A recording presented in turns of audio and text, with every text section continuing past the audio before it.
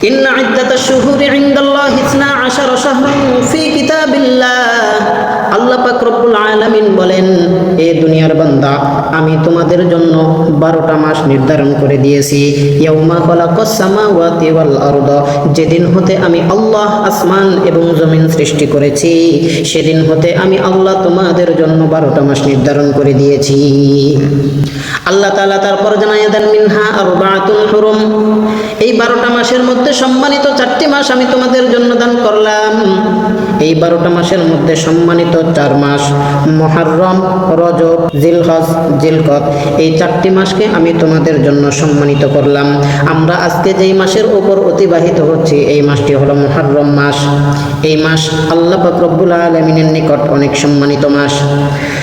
ইবনে আব্বাস রাদিয়াল্লাহু তাআলা আনহু বলেন, রাসূল পাক সাল্লাল্লাহু আলাইহি ওয়াসাল্লাম যখন মক্কা থেকে মদিনায় হিজরত করলেন, ফাওয়াজাদাল ইয়াহুদা সিয়ামান ইয়াউমা আশুরা, নবীজি মক্কা থেকে মদিনায় হিজরত করার পর নবীজি মদিনাবাসীদেরকে দেখলেন তারা আশুরার রোজা রেখেছে।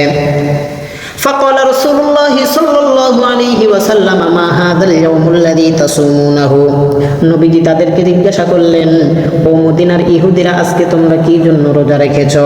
فقالوا هذا يوم عظيم, তারা বলল, আজকের দিন মহান পবিত্র দিন, বিরাট সম্মানিত দিন, ফজিলতপূর্ণ দিন, এই জন্য আমরা আজকের দিনে কয়েকটি কারণে রোজা রাখি।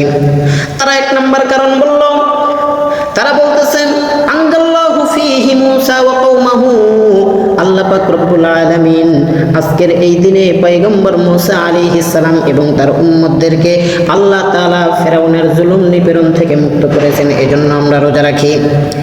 এরপর মদিনার ইহুদিরা বলতেছেন, আমরা দ্বিতীয় এই কারণে রোজা রাখি, ওয়াগররাকা ফিরআউনা ওয়া কওমাহু, ফেরাউন এবং তার জাতিদেরকে, তার দলবলদেরকে আল্লাহ তাআলা লোহিত সাগরের মধ্যে চুবিয়ে চুবিয়ে দুনিয়া থেকে বিদায় করে দিয়েছেন, এই জন্য আমরা আজকে এই দিনে রোজা রাখি।